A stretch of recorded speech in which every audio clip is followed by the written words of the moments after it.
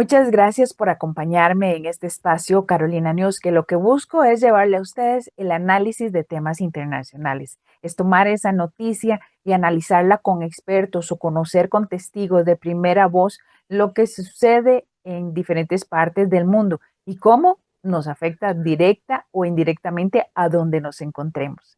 Así que en esta ocasión les traigo esta entrevista que se grabó días previos a lo que fue el acuerdo de paz que presentó el presidente Donald Trump y en el cual se permitía el cese al fuego o el fin de la guerra, la liberación de 20 personas que todavía estaban vivas por más de 2 años, que hoy están disfrutando con sus familiares, así como el hecho de que también otras familias puedan tomar los restos de sus seres queridos que fueron asesinados el 7 de octubre del 2023 o que fueron asesinados en cautiverio en la Franja de Gaza, puedan enterrarlos. Pero todavía esa parte del acuerdo no se ha cumplido. Todavía hay cuerpos que necesitan ser repatriados a Israel como parte de lo que se firmó en el bañario egipcio frente al Mar Rojo, el bañario de Sharm el Sheikh. Así que, pero mientras todo esto sucedía, Siria salta a la palestra de los temas internacionales, porque en cuestión de semanas, el régimen de Assad, un régimen totalmente cruel, porque durante su periodo se da una guerra civil, inclusive se habla de que utilizó armas químicas con su misma población y generó una serie de desplazados, un grupo de rebeldes lo derrocan. En cuestión de semanas se cae el régimen. Este grupo era encabezado por Mohamed al-Golani, una persona que le ha estado vinculada a los grupos yihadistas. Se habla de que estuvo vinculada a ISIS, Al-Qaeda, y hoy él cambia de nombre a Ahmed Sahara y es el líder de Siria. Cambió tanto que parece ser un poco más occidental, parece que se está dando a la línea occidental. Eso solo el tiempo nos lo dirá. Pero las sanciones que imperaban por parte de los Estados Unidos a Siria fueron eliminadas. Se reúne con presidentes europeos. Inclusive, en días pasados, es recibido por el presidente de los Estados Unidos, Donald Trump, en la Casa Blanca. Un hecho histórico. Así que el tema de Siria lo trato con un profesor que es doctor en relaciones internacionales, que es profesor invitado en la Universidad de Georgetown y es profesor en la Universidad Hebrea de Jerusalén. Aunque su especialidad no es Siria, conversamos para ponernos en contextos quiénes confluyen en Siria, dónde están quiénes son los alawitas, quiénes son los drusos, sunitas, chiitas, en un país que es estratégico en Medio Oriente. Así que sin más demoras les presento esta entrevista sobre Siria. Nada más permítame un par de minutos para agradecerle a usted que ya se suscribió, que ya le dio me gusta, que ya está compartiendo este video. Y si usted todavía no lo ha hecho, lo invito muy respetuosamente a que vea la serie de videos que hay en este canal Carolina News y me pueda conceder con suscribirse, que no tiene ningún costo, que le dé me gusta, que le dé compartir y que active la campanita de notificaciones. Así cada vez que sube un video, llegará hacia usted. Así que sin más demora, les presento el tema de esta entrevista, que es sobre Siria. En esta ocasión tengo el gusto de entrevistar al profesor Ari Katzkovich. Él es profesor de la Universidad Hebrea de Jerusalén y también es profesor visitante en la Universidad de Georgetown. Es doctor en Relaciones Internacionales. Doctor, muy buenos días y muchas gracias por acompañarme para poder realizar esta entrevista. Muy buenas tardes desde Georgetown, acá en Washington, la capital del imperio. Gracias, doctor. Profesor, ¿cómo podemos entenderlo es Siria? Tal vez si nos vamos un poquito a cómo es que confluyen en Siria varios grupos de chiitas, sunitas y también grupos minoritarios. Entonces, ¿cómo podemos entender primero entender la conformación de Siria para poder ir hablando de todo lo que está sucediendo en estos momentos allá? Mira, Siria es uno de los países del Medio Oriente Árabe que está situado en el centro del Levante, ¿no? De lo que se llama el creciente fértil, Asham, que es la zona, el centro del Medio Oriente, donde tienes también al lado de Siria al Líbano, al sudoeste de Siria tienes a Israel, tienes a Jordania, tienes a Irak también al lado de Siria. Es decir, es uno de estos países que fueron parte el mandato francés, después de Sykes-Picot, y que reciben independencia poco después de la Segunda Guerra Mundial. Y es un país que es un mosaico étnico, como otros países, ¿no? Del Medio Oriente, y que uno puede decir que hasta los años 60 recordaba un poco a los países, ciertos países de América Latina, ¿no? Tu país, Costa Rica, es una excepción, pero sí mi país de origen, Argentina, en el sentido que había mucha falta de estabilidad política, es decir, golpes de Estado, militares y demás, hasta que a la mitad de los años 60 o a fines de los años 60 surge la figura de Hafez el-Assad, un comandante militar que tuvo una dictadura muy larga y él venía de una minoría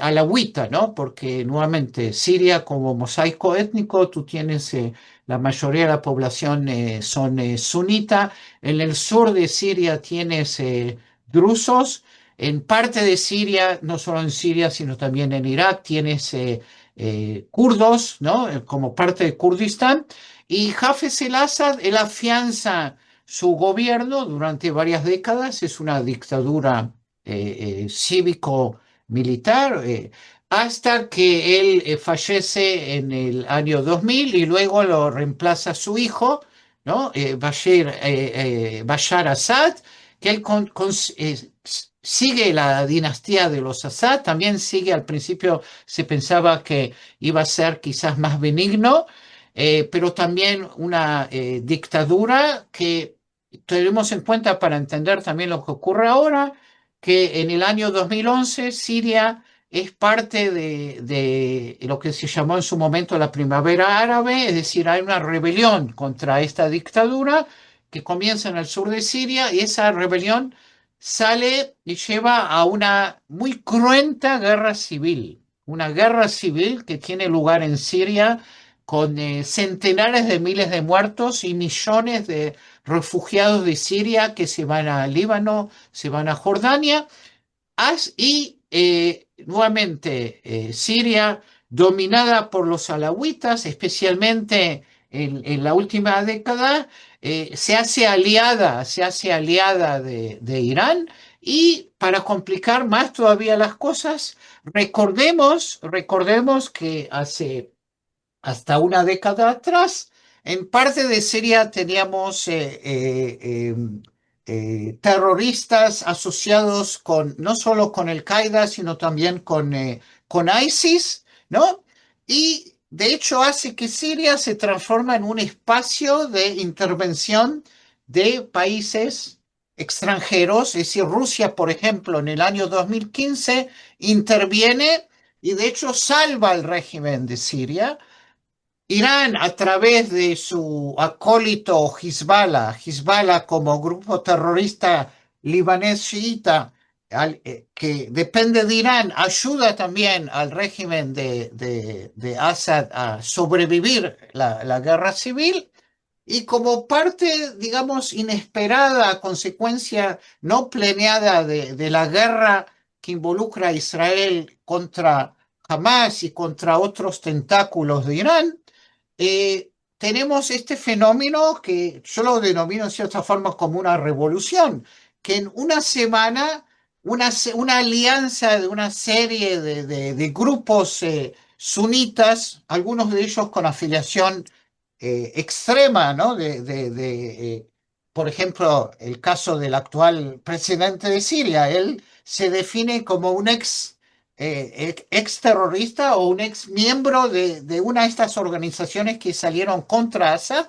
En términos de una semana, como un castillo de naipes, el régimen de Assad cae porque estaba completamente carcomido, sin ninguna legitimidad, y desde diciembre tenemos este nuevo régimen con mucha incertidumbre hacia dónde esto va. Y esto lo vimos en un par de ocasiones cuando, creo que esto fue en marzo, abril, hubo una serie de masacres contra la minoría alawita en la Latakia, en el noroeste de Siria, y en dos ocasiones, la última hasta hace poco, en los últimos días, vimos también una serie de enfrentamientos muy sangrientos entre beduinos sunitas y la minoría drusa que está ubicado en la provincia sur, no lejos de la frontera con Israel.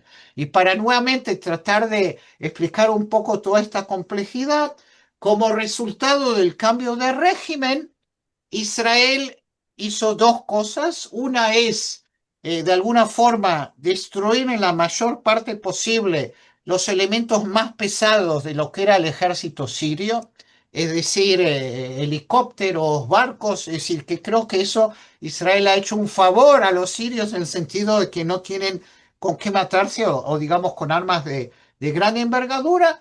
Y lo segundo que ha hecho Israel, que eso es más polémico, depende en qué medida es algo temporario o algo definitivo, Israel desde diciembre controla un sector de más o menos 250 kilómetros cuadrados, que era la zona donde estaban las fuerzas de las Naciones Unidas entre 1974 y el 2024.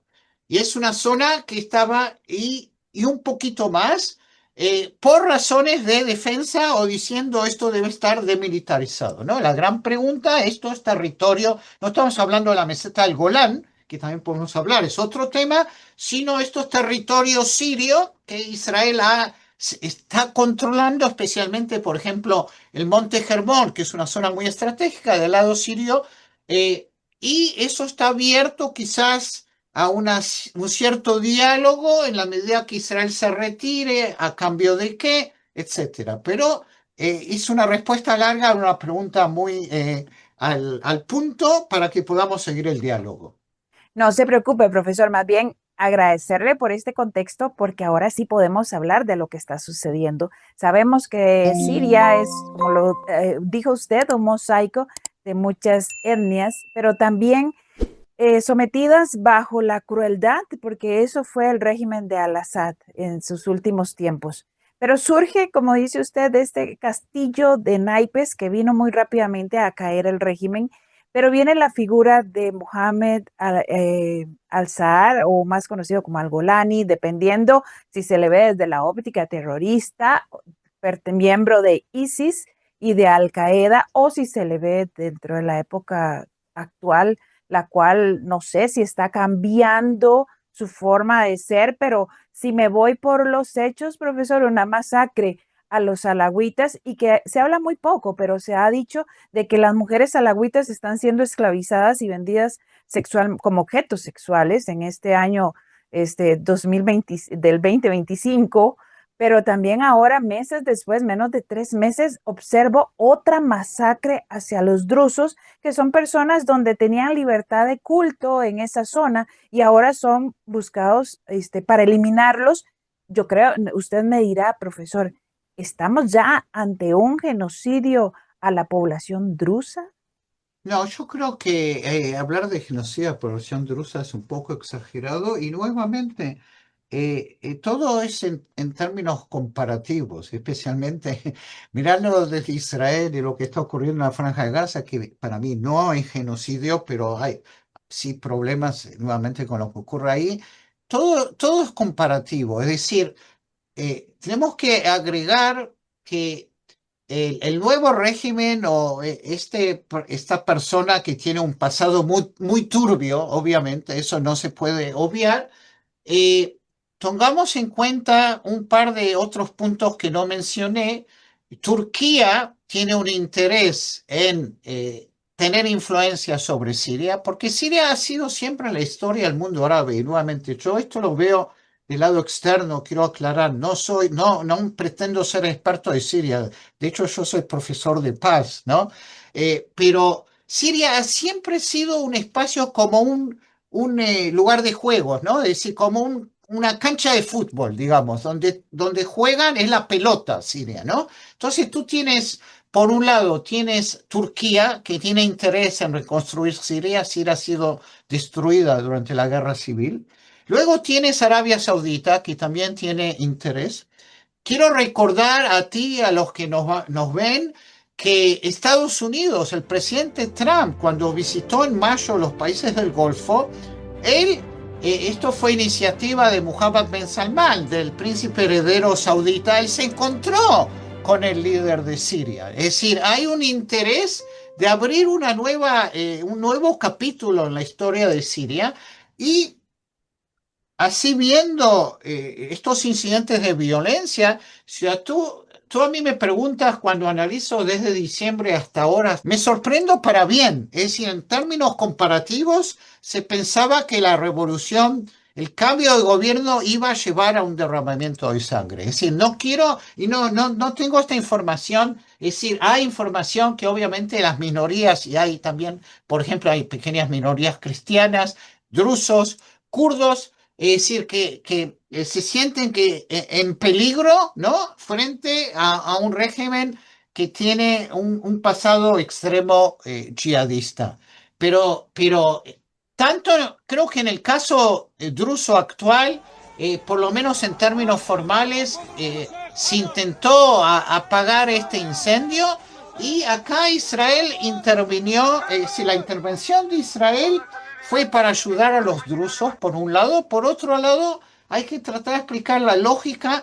Si Israel, a diferencia de Turquía o de Estados Unidos, quiere que Siria sea un país, digamos, unitario o sea, digamos, un conglomerado de minorías, ¿no? Porque obviamente Israel tiene un interés respecto a la población drusa que está en Israel o que está en el Golán, ¿no? Pero yo, en este sentido, difiero contigo. De acá tenemos un poco una polémica en mi análisis, que quiero darle a este nuevo líder de Siria, con todo su pasado turbio, lo que decimos en inglés o en español también, el beneficio de la duda. Profesor, pero ¿cómo, le pregunto, y qué importante es cuando se puede sostener un diálogo y poder aprender, en mi caso, de usted? Porque a veces desde Occidente se ve muy diferente Medio Oriente. Eso le quería preguntar, con una persona que tiene un pasado muy turbio, que en este caso de los drusos ha tenido posiciones ambivalentes, con respecto al manejo de la seguridad, que se está dando en Siria. ¿Cómo puede también los Estados Unidos confiar en una persona así? Y no solo eso, sino que confía tanto que levanta sanciones después de la visita del presidente Donald Trump, que se reunió en Arabia Saudita. Mira, yo creo que hay dos puntos para responder. Desde el punto de vista de los drusos en Siria, ellos también tienen una postura ambivalente, por lo menos de lo que leí. Y nuevamente quiero enfatizar, leo al respecto, me interesa el tema, pero no me considero experto de este país vecino. Los drusos tienen tres líderes, es decir, la minoría drusa en Siria. Y es interesante porque tú tienes un líder que quiere hacer una reconciliación con el gobierno y quieren verse parte, ¿no? de la nueva Siria. Y se critica al gobierno, que creo que hay una sola ministra drusa. Luego tienes uno que no quiere ver nada con el gobierno y un tercero que tiene una postura ambigua. Es decir, desde el lado druso tampoco es claro qué es lo que ocurre. Ahora, desde el punto de vista de Estados Unidos, que Estados Unidos levantó las sanciones, creo que esa fue también la postura, no creo solo de Estados Unidos, sino también de países europeos. Y tú ves, por ejemplo, un reciente editorial de uno de los periódicos más prestigiosos semanarios, que es el Economist, ¿no? Que tiene una postura muy, digamos, muy lúcida de la lectura de relaciones internacionales. Ellos desde el primer momento dijeron: levanten las sanciones para dar una posibilidad, ¿no? A ver qué es lo que va a ocurrir. Porque de hecho es claro que desde el punto de vista de Estados Unidos, desde el punto de vista de Arabia Saudita, Turquía debe tener sus otros intereses, ¿no? Porque, como digo, esto es un partido de fútbol y la pelota es Siria. Ellos quieren que Siria vaya a ser parte del espacio de la influencia occidental en el Medio Oriente. Y esto va en contra de Rusia, obviamente. Esto va en contra de Irán, a pesar que uno puede decir que hoy día la influencia de Irán en Siria es prácticamente nula. Primero, porque este régimen es anti-iraní, este régimen es anti-Hezbollah, ¿no? Y de hecho eso hace que hay una cierta lógica.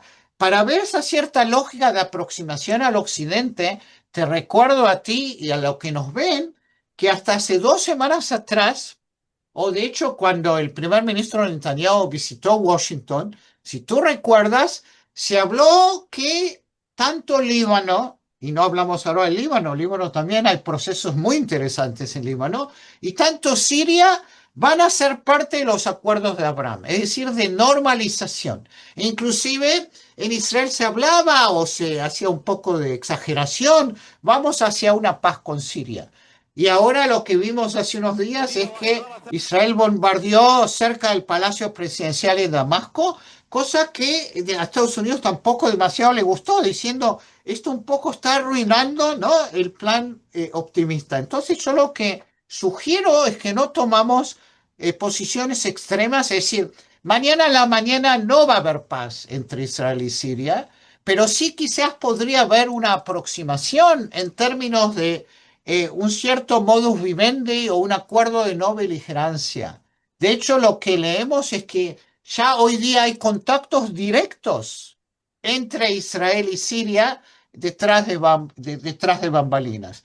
Por otro lado, no veamos a Siria como quizás creo que hay un par de ministros en el gobierno de Israel que lo tildan de esto es terrorismo y hay que matar al presidente de Siria. Yo digo, tomemos una postura en el medio que sea una postura cautelosa, ¿no? Es decir, de nuevamente dar el beneficio de la duda y ver qué es lo que puede esto ocurrir. Porque si tú a mí me preguntas, yo creo que, en resumen, con toda la incertidumbre de este régimen, de alguna forma yo creo que es una mejora comparado con el régimen de Assad. Esencialmente, porque de hecho Siria es otra pieza del rompecabezas que que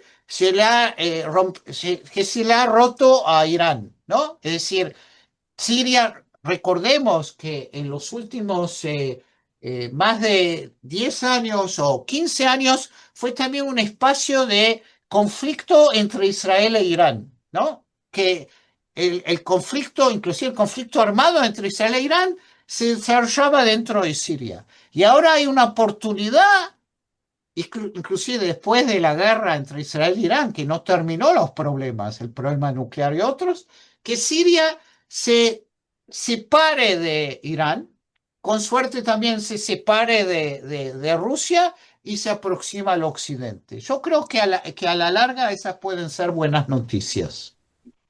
Le pregunto, ¿es Turquía quiere tomar como dice usted, en este cancha de fútbol, quiere llevarse el balón y Sí, formar parte digamos, de parte de lo que ellos han manifestado también contra Israel, que Turquía abiertamente lo ha dicho y que tuvo unas manifestaciones también muy violentas a lo interno de Turquía? ¿Será sí. que ellos son ese equipo de fútbol que si no se le presta el terreno, se lleva el balón? ¿Cómo pueden Mira, entender también a Turquía. Turquía? Recordemos, a pesar que ahora hay, digamos, una cierta detente o posibilidad de resolver en Turquía el problema interno con los kurdos, recordemos que Turquía, es decir, cuando Turquía condena a Israel, que Israel ha invadido parte del territorio de Siria, bueno, Turquía ya lo ha hecho antes, ¿no? Exacto. Es decir, Turquía por la cuestión de su conflicto armado con los kurdos. Es decir, Turquía ve a Siria como una especie de zona de influencia. Entonces, como digo, acá tú tienes una serie de actores, porque obviamente Siria prácticamente está muy débil, es decir, entonces está muy pasiva y a Siria hay que poner billones y billones de dólares para reconstruirla. Entonces acá tú tienes por un lado Turquía, que ve a Siria como parte de su zona de influencia. Luego tienes a Arabia Saudita, tiene los países europeos que también se han encontrado con el nuevo líder de Siria.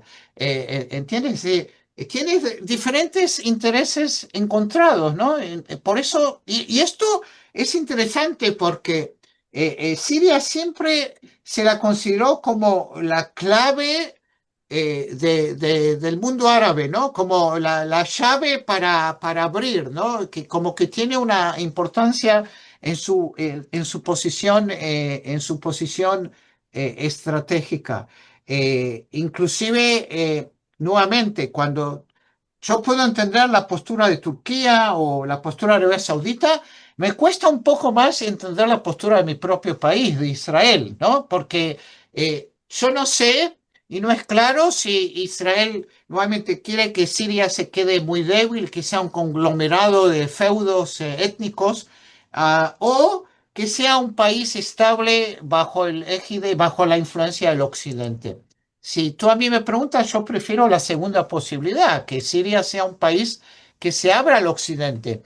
Te digo, yo enseño un curso de negociaciones de paz y no hablamos hasta ahora de esto, pero recordemos en forma histórica que Israel y Siria negociaron durante 20 años, desde la Conferencia de Madrid de octubre de 1991 hasta el estallido de la Guerra Civil, en forma abierta, en forma cubierta, bajo diferentes primer ministros, inclusive bajo Netanyahu.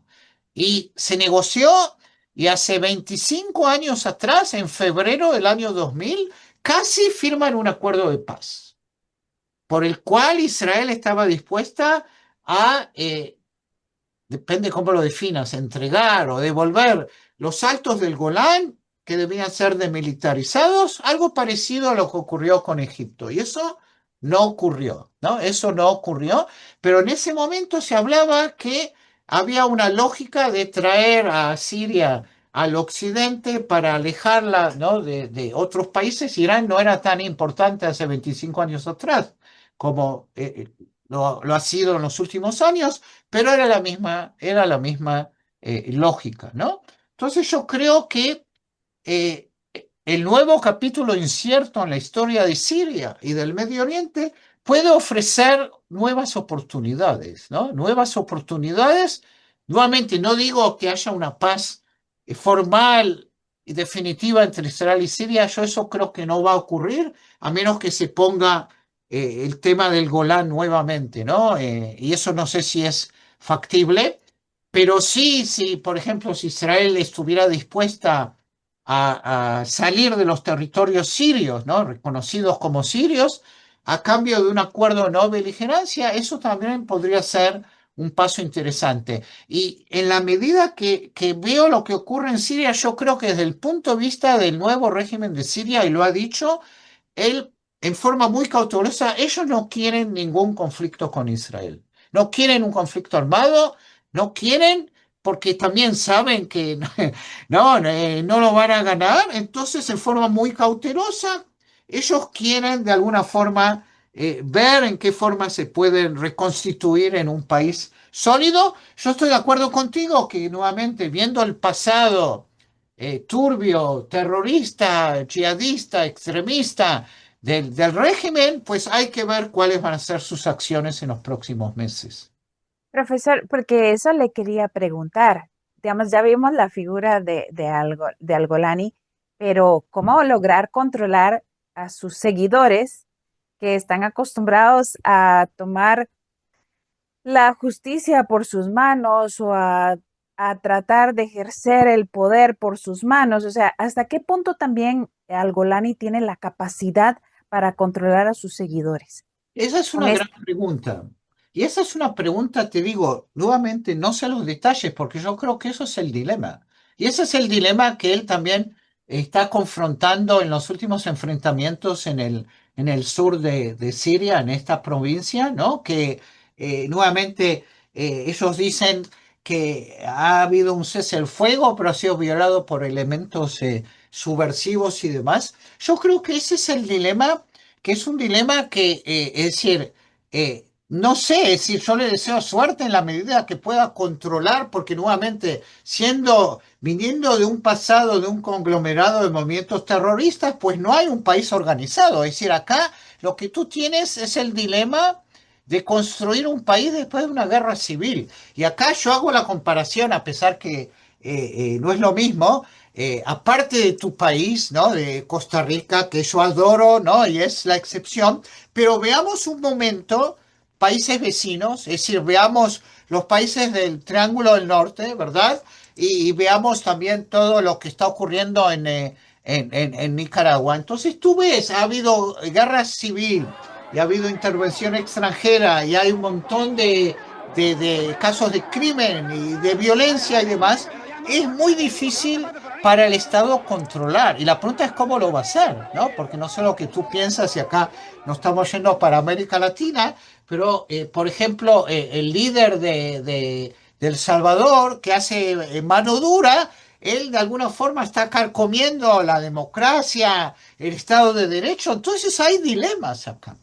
Y el nuevo líder de Siria también tiene que confrontar, porque él, su historia no es de un gran demócrata, ¿no? Entonces él tiene que encontrar, toma en cuenta que a diferencia de los países que estamos hablando, de tus países vecinos, que las cuestiones son ideológicas más que étnicas, nuevamente, siendo Siria un rompecabezas, un mosaico étnico, es todavía más difícil. Pero esa es la clave. Por eso yo te digo, volviendo a digamos, las opciones de Israel, yo diría que es siempre mejor preferir que haya un gobierno que tenga la posibilidad de establecer gobernanza, de controlar, de ser fuerte, no en términos militares, respecto a su sociedad. Por eso, Porque no, Porque también, profesor, perdón que le interrumpiera, porque también, digamos, es cómo controlarlo, pero también cómo puede blindarse él de que no vayan también a quitarlo del poder. claro, por eso te digo, hay un montón de dilemas. Y yo creo que, por ejemplo, para ver un ejemplo que yo creo que es alentador, movámonos de Siria al país más pequeñito al norte de Israel, que es Líbano. Es decir, como consecuencia de la guerra entre Israel y Hezbollah, que digamos la parte más violenta fue corta, fue entre septiembre y noviembre del 2024, Hezbollah, que también es un partido político, no solo un grupo terrorista, ha perdido mucha de su fuerza militar. Y tú tienes en Líbano, después de muchos años, tienes un gobierno más estable, tienes un presidente que es el ex comandante en jefe, que tiene la intención de controlar todo el territorio del Líbano bajo su soberanía. Yo creo que esas son noticias excelentes no solo para Israel, sino para todo el Medio Oriente. Es decir, la clave es en qué medida tú puedes tener un gobierno que sea estable, que pueda, digamos, controlar y idealmente también que haya un cierto Estado de Derecho, ¿no? Porque no, muchas veces tú tienes una dictadura que puede ser muy dura y muy fuerte, pero veamos el caso de Assad, que nos sorprendió a todos. Este castillo de naipes, al parecer la dictadura no tenía ninguna legitimidad y de hecho el ejército de Siria no quería hacer una lucha contra los rebeldes, ¿no? Y estos en una semana conquistan Damasco. Profesor, muchas gracias por el tiempo que me está dando para continuar este diálogo que lo dejamos inconcluso. Pero así que le Así es. agradezco mucho por el tiempo y un gran saludo a usted que está allá en Jerusalén. Gracias.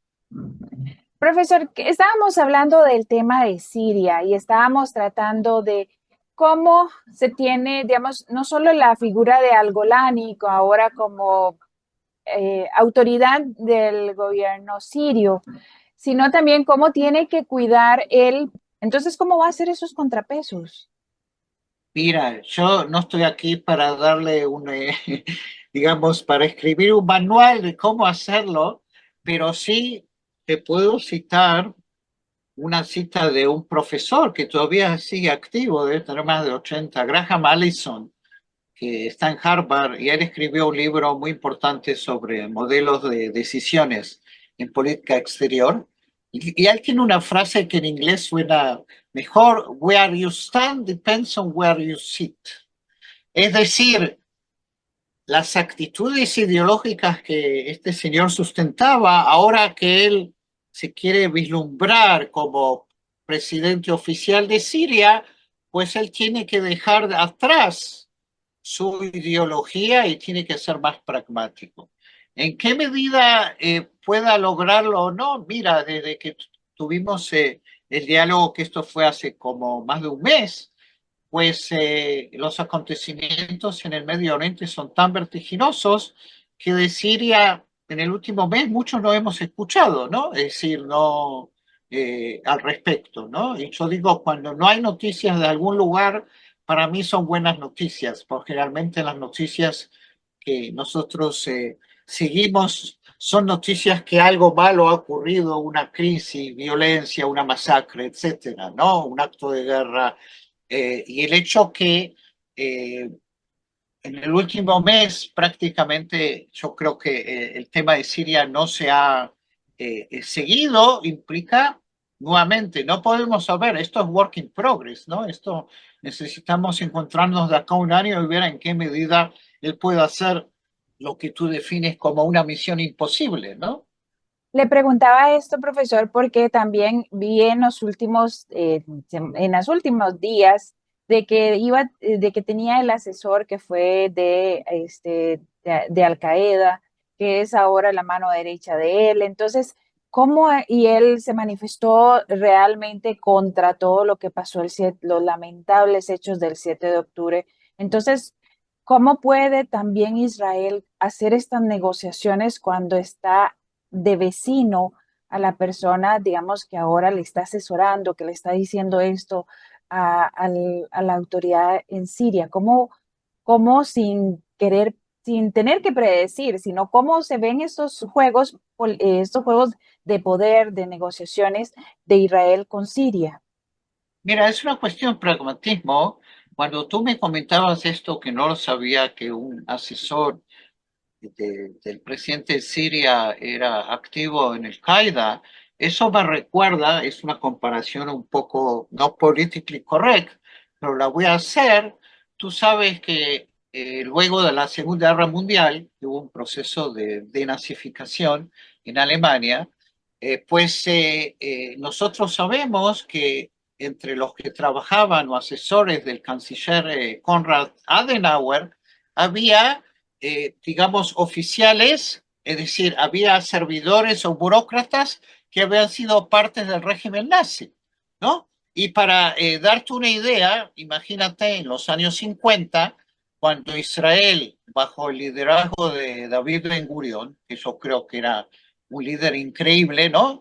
Él lleva a esta reconciliación con la nueva Alemania, ¿no? Y Israel recibe eh, lo que son las indemnizaciones, ¿no? Las reparaciones de parte de Adenauer. Y yo creo que probablemente Ben Gurión y el gobierno de Israel sabía que parte de los asesores de Adenauer, pues en su momento trabajaban para el régimen nazi. Es decir, ¿entiendes? Es decir, acá hay una cuestión de un alto grado de realismo o de pragmatismo. Eh, yo creo que el tema de Siria desde el ángulo israelí como el tema libanés son puntos muy positivos respecto a la postura estratégica de Israel, ¿no? También podemos hablar un poco respecto de Irán, en el sentido que hoy día tienes un gobierno en Líbano que quiere, no sé si puede, pero quiere desarmar a Hezbollah. Son excelentes noticias. Hoy día tienes un gobierno en Siria con este pasado eh, tenebroso, ¿no? Estas tinieblas de identificación con el yihadismo, que todo el tiempo repite que ellos no quieren cuestiones militares, no quieren, digamos, un conflicto armado con Israel. De hecho, yo creo que en términos ideales quizás se podría llegar a una cuestión de no beligerancia, ¿no? No creo que se pueda llegar hoy día a la paz con Siria, porque no importa qué tipo de régimen, no va a ser la paz con Israel mientras Israel sustente los Altos del Golán, ¿no? Que Israel anexó en los años 80. Pero tanto en Siria como en Líbano, la situación estratégica de Israel es muchísimo mejor que hace 2 años atrás. De hecho, nos quedamos en el pantano de la Franja de Gaza, ¿no? Que es otro tema. Entonces yo creo que hay una lógica, inclusive Israel en forma muy clara, este gobierno que no quiere hablar con los palestinos, ni con los palestinos moderados, prefiere y señala la posibilidad de acercarse a el gobierno del Líbano, al gobierno de Siria. Y hay otro punto que hay que aclarar, eso siempre se los explico a mis estudiantes. Es mucho más fácil negociar con un Estado, es decir, con un gobierno, con una dirección, que negociar con los palestinos, que no son un país, no son un gobierno claro, ¿no? Entonces, obviamente Israel prefiere negociar con Siria, inclusive con este régimen que tiene un gran signo de interrogación, y con Líbano, ¿no? Que negociar con los palestinos. Profesor, y a eso también le iba a preguntar, ¿cómo con estos últimos acontecimientos que están pasando en Medio Oriente y el papel del presidente Donald Trump en los Estados Unidos, que fue de su primera visita, lo que hizo fue llegar a Arabia Saudita y tener una reunión con Al-Golani? Entonces, el papel de Estados Unidos en Siria, pese a que levantó sanciones. Bueno, eso es parte digamos, la visión de Trump hacia el Medio Oriente. Trump visitó Arabia Saudita, se encontró más de media hora con el presidente sirio, luego fue a Qatar, ¿no? Es decir, son sus amigos, y el hecho de encontrarse con el nuevo presidente de Siria es darle legitimidad, ¿no? Como tú dices, también sacar las sanciones, que yo creo nuevamente hay una lógica pragmática, porque la idea es mover a Siria. Esto un poco recuerda en su momento, años atrás, respecto al segundo Assad. Si tú recuerdas cuando muere Hafez el Assad hace 25 años atrás y sube el hijo, que al principio se perfilaba como una persona normal, un oftalmólogo, creo que se dice, ¿no? Un doctor de De la visión, de visión, la vista, sí, que estudió, oftalmólogo. claro, que estudió en Inglaterra y demás, y al fin y al cabo, cuando estalla la guerra civil, 11 años más tarde, él digamos, toma actitudes más bestiales, más brutales que su propio padre, ¿no? Es decir, pero la idea, cuando había negociaciones indirectas entre Israel y Siria, con Assad, con Bashar al-Assad, se hablaba de mover a Siria digamos, de su cercanía a Rusia o a Irán hacia el occidente. Entonces aquí tú tienes la misma lógica, es decir, Siria, creo que lo hablamos la vez pasada, es como la pelota o un campo de fútbol, ¿no? Que juegan diferentes equipos, y entonces tú tienes por un lado a Turquía, ¿no? Turquía, que es vecino de Siria, y Turquía ahora hay un interés, y también es interesante la posibilidad de una reconciliación con los kurdos, ¿no? Con los kurdos en Turquía.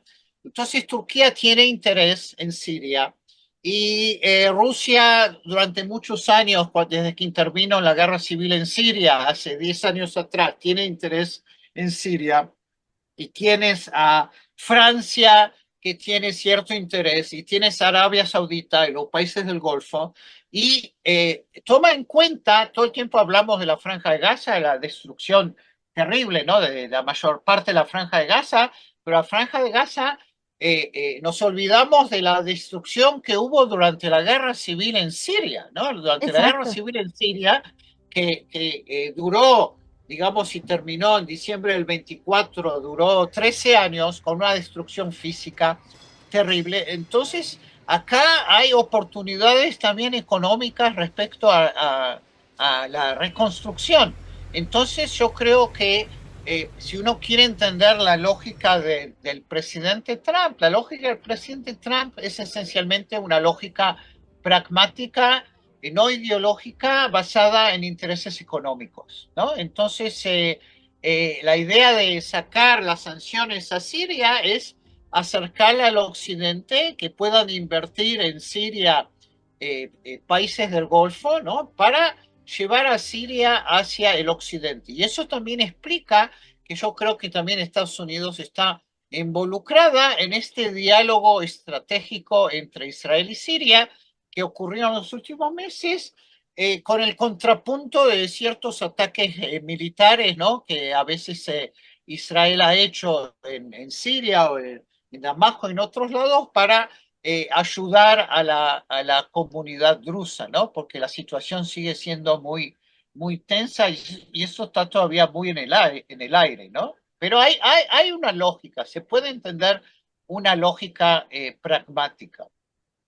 Señor Ari, y lo que usted también decía hace un par de minutos atrás, el papel de Rusia, porque Rusia fue, estaba viendo una última información también de que Rusia fue clave para que saliera Al-Assad del poder y así fuese más rápido para los, digamos, los seguidores y al-Golani llegar al poder en Siria. Entonces, ¿qué papel juega Rusia en Siria? Porque tenía bases. Mira, Ah, Rusia, yo creo que la caída del régimen de Assad y agrega también, digamos, la paliza, no terminó, ¿no? La cuestión con Irán. Esos son, digamos, golpes a Rusia. Rusia todavía, creo que todavía tiene estas bases militares y navales en Siria, pero Rusia, de hecho, ha perdido un peón o un aliado, ¿no? Pero nuevamente, yo creo que la atención de Rusia se basa en la continuación de la guerra con Ucrania y vimos también en los últimos días que no sé si fue un error o hicieron a propósito violar el espacio aéreo de Polonia, que es parte de NATO, ¿no? De la OTAN. Eso es, digamos, más peligroso, ¿no? Y de hecho, Rusia hoy no juega un rol yo creo, importante, ¿no? En lo que ocurre en el Medio Oriente. Lo vimos también, eso fue interesante, durante la guerra de los 13 días de Israel e Irán. De hecho, la potencia protagónica fue Estados Unidos. Rusia y China prácticamente no escuchamos nada de ellos, ¿no? China solamente estaba interesada que Irán no cierre los estrechos de Hormuz, ¿no? Por razones económicas. Entonces, lo que vimos fue que de hecho la potencia indispensable sigue siendo en la región Estados Unidos, ¿no? Y es por eso que lo que es interesante es todo está, yo digo, en relaciones internacionales, está todo ligado, ¿no? Es todo en una visión no sistemática, sino sistémica del sistema internacional. Tú ves que el ataque israelí a los terroristas políticos, ¿no? Al liderazgo político de Hamas en Doha. De hecho, yo creo que desde el punto de vista estratégico, eso le ha hecho un favor a Irán y a Rusia, ¿no? Porque de hecho toma en cuenta que Qatar es un aliado de Estados Unidos, ¿no? Que tiene el título, creo como Japón, de alguna forma quizás como Israel también, de no parte de NATO, pero aliado de envergadura, ¿no? Entonces vimos un aliado de Estados Unidos, Israel, mi país, atacando a otro aliado, Qatar, ¿no? Es decir, y eso de alguna forma causa revuelo, porque de hecho va en contra nuevamente, para que expliquemos la lógica, lo que explica el acercamiento entre el presidente Trump y el presidente sirio es esta visión del Medio Oriente en términos económicos, que es la visión de los países del Golfo. Los países del Golfo siempre han fijado su seguridad en el apoyo de Estados Unidos, ¿no? Y de repente ven que Israel hace esta maniobra o este ataque, y esto, digamos, un poco desconcierta porque ellos tienen la duda, que yo también la tengo, en qué medida Estados Unidos sabía de esto o Estados Unidos se enteró un minuto antes que los misiles atacaron, ¿no? La vila de Hamas en Doha. eso creo, profesor, eso creo, señor Ari, que será un non-paper que con el tiempo en diplomacia se podrá saber, en algún momento se desclasificará y se podrá saber si realmente se le avisó o fue minutos antes o cómo fue. Mira, Pero, o sí o no, porque tú ves en el Wall Street Journal, que eso lo vi en el Haaretz, el diario acá, decían que de hecho Israel, varios aviones, ellos, digamos, lanzaron misiles desde el norte del Mar Rojo para no violar el espacio aéreo de países árabes, es desde una distancia de 1.500 kilómetros. Y de hecho, el presidente Trump se quejó, o capaz que hizo teatro, no lo podemos saber, que él recibió las noticias a través de la información militar de Estados Unidos, porque Estados Unidos tiene la base más grande del Medio Oriente en Qatar, ¿no? Que le avisaron antes que Israel avisó, y cuando Israel avisó, él le dijo a Witkoff, su enviado, que están todos, ¿no? Notifícales a los qataris, ¿no? A la gente de Qatar, pero bueno, y al fin y al cabo tampoco esta operación tampoco tuvo éxito, ¿no? Es decir, la pregunta si fue simbólica o no, pero desde el punto de vista político estratégico, eso ha causado, digamos, bastantes trastornos, ¿no? Es decir, o por lo menos proyecta la visión de mi país, como decía un profesor y Heskel Dror, y eso también la literatura de relaciones internacionales, nos hemos vuelto un poco locos, ¿no? Como que tengan miedo de nosotros, ¿no? Pero nuevamente hay que ver cuáles son las consecuencias, ¿no? profesor, y eso le iba a preguntar por el papel de Qatar y los países árabes, porque Qatar se le violó el espacio aéreo cuando Irán atacó una base militar, como dice usted, una de las bases militares más grandes que tiene Estados Unidos en Medio Oriente, que es en Qatar. Ahí no protestó, no hizo ninguna protesta, en cambio ahora sí hace protesta y vi que la Liga Árabe está reunida para saber qué decisiones va a tomar, porque hay algunos aliados también árabes de Israel y de Sí, Estados Unidos, sí. pero ahora, digamos, hasta dónde poder entender esta retórica que a veces pareciera ser como en el fútbol, que tienen la camiseta titular y la camiseta de visitante. Entonces, ¿cómo se comporta Qatar? Bueno, y Qatar estuvo en el Mundial también, pero, Exactamente, por sí, eso le hago pero la analogía, profesor. mira, yo creo que acá hay dos temas. El primero es la postura muy ambigua de Qatar, que todos los países, no todos, pero países árabes muy importantes, ¿no? Egipto, Jordania, los Emiratos, Arabia Saudita, se han solidarizado con Qatar. Hay que recordar a los que nos ven y a los oyentes que de hecho Qatar fue siempre el enfant terrible, el niño malo, ¿no? Dentro de los países del Golfo. Por sus posturas, Qatar maneja esta red El Jazeera, ¿no? Que tiene mucha importancia. Qatar tiene inversiones, Qatar es riquísima, ¿no? Por su gas natural, que tiene un campo de gas natural compartido con Irán a propósito.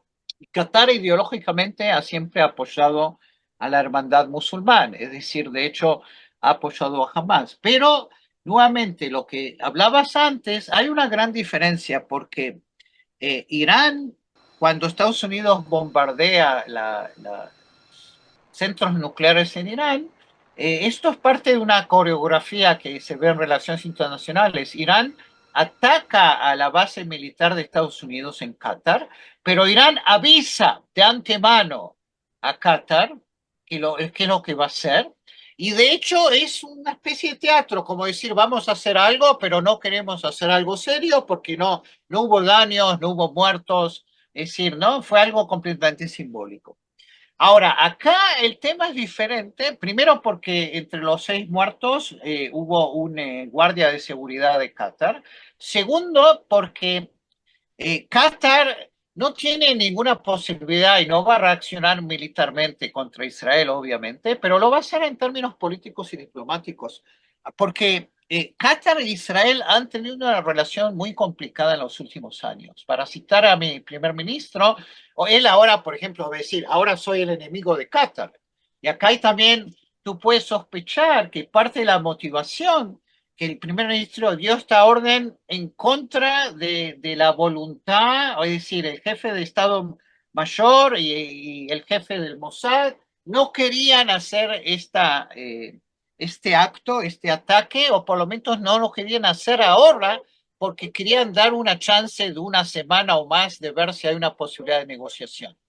Porque lo que este ataque hizo esencialmente fue literalmente bombardear, es decir, terminar con la posibilidad en el término inmediato de llegar a un acuerdo, por lo menos con el liderazgo político de Hamas en Qatar, ¿no? Ahora, lo que digo, Qatar tiene esta actitud ambigua que el primer ministro definía como un estado complicado, porque de hecho Qatar hoy puede alegar, y capaz que tiene pruebas evidentes, que Estados Unidos e Israel le pidieron a Qatar a hospedar, a dar hospitalidad al liderazgo de Hamas. Y de hecho tú puedes decir que los acuerdos, para recordar, ha habido en noviembre del 23 y en enero del 25 ha habido 2 acuerdos de cese de fuego que se han logrado a través de la acción Egipto, Estados Unidos y Qatar, cuando de alguna forma Egipto y Qatar compiten entre ellos, ¿no? Es decir, ahora entonces, y no solo eso, hay temas que son todavía más engorrosos. En los últimos años, en los últimos 6, 7 años, de hecho, Israel llega a un acuerdo con Qatar, que Qatar pasa dinero efectivo, $30 millones en valijas con dinero a través del Aeropuerto Internacional de Tel Aviv, ¿no? Entonces, hay inclusive hoy día todavía en pie una investigación de parte de los servicios de seguridad de Israel respecto a varios asesores de Netanyahu que están acusados de haber recibido sueldo de Qatar, ¿no? Porque Qatar es un país, como te digo, que está involucrado, para darte una idea, yo estoy afiliado con la Universidad de Georgetown en el verano, soy adjunto, cuando tuvimos la última conversación, y se habla que Qatar ha puesto un montón de dinero en Georgetown y en otras universidades, ¿no? Entonces, nuevamente, es un caso bien complicado. Entonces, ahora haciendo esta acción militar, como el primer ministro dice, Qatar es enemigo, no me culpen de que yo colaboré, y uso el término en términos nefastos, no colaboré, no cooperé, sino colaboré con Qatar, porque ahora bombardeé a Qatar, ¿no? Ahora, ¿qué es lo que Qatar puede hacer? No creo que pueda hacer mucho. Si tú me preguntas a mí, capaz que la única opción o posibilidad, y no sé en qué medida es real, porque ahora está el secretario de Estado Rubio, está visitando Israel estos días y habla de la alianza y fue al Muro de los Lamentos, etcétera. ¿En qué medida Qatar y la Arabia Saudita y los Emiratos pueden convencer al presidente Trump que sea más proactivo para terminar la guerra, ¿no? Justo antes, en estas últimas 2 horas, escribí en inglés. Luego te mandaré un blog para Times of Israel, espero que me lo saquen, donde hablo de diferentes escenarios de cómo la guerra en Gaza puede terminar. Y yo creo que la mejor opción sería una iniciativa diplomática que el presidente Trump todavía puede tomar.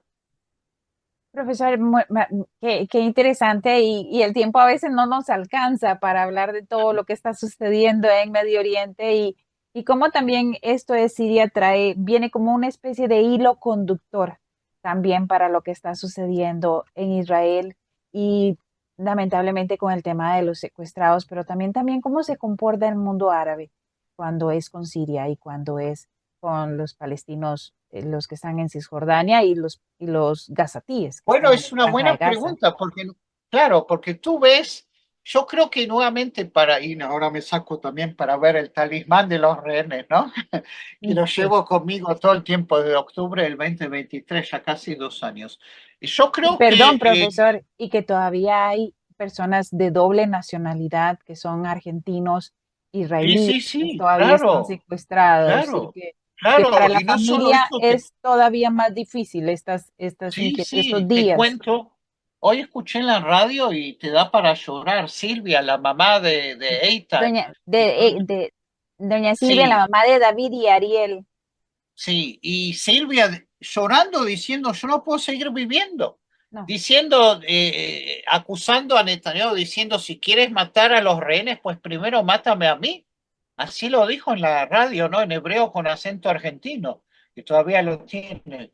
Te digo, es muy, muy terrible, pero lamentablemente, te digo, y también te puedo dar, a propósito de preguntadas de Siria, desde el punto de vista de los países árabes, yo creo que es más fácil para ellos solidarizarse con otros países, como dije, Qatar o Siria, que con los palestinos, ¿no? Porque su actitud respecto a los palestinos también de parte de los países árabes ha sido muy ambigua, ¿no? Es decir, muchas veces en términos retóricos, pero sin hacer algo, digamos, más drástico.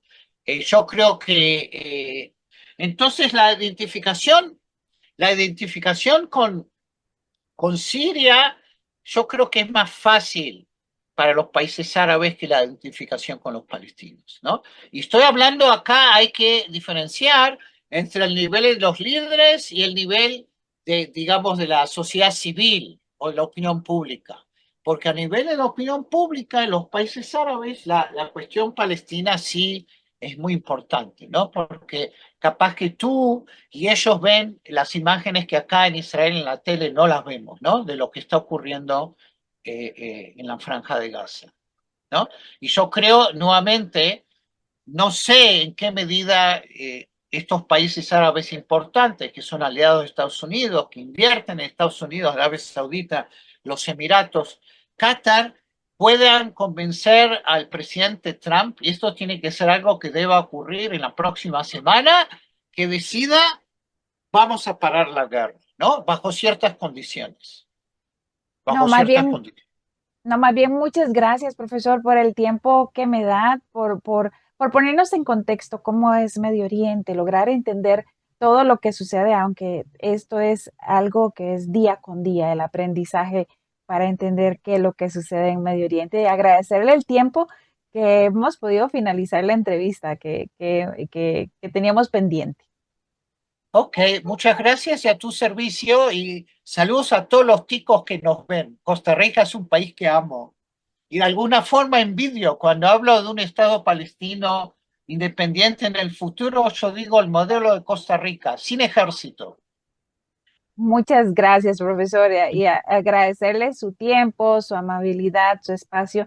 Así que es para mí un placer que haber conversado con usted sobre estos temas Ok. de Medio Oriente.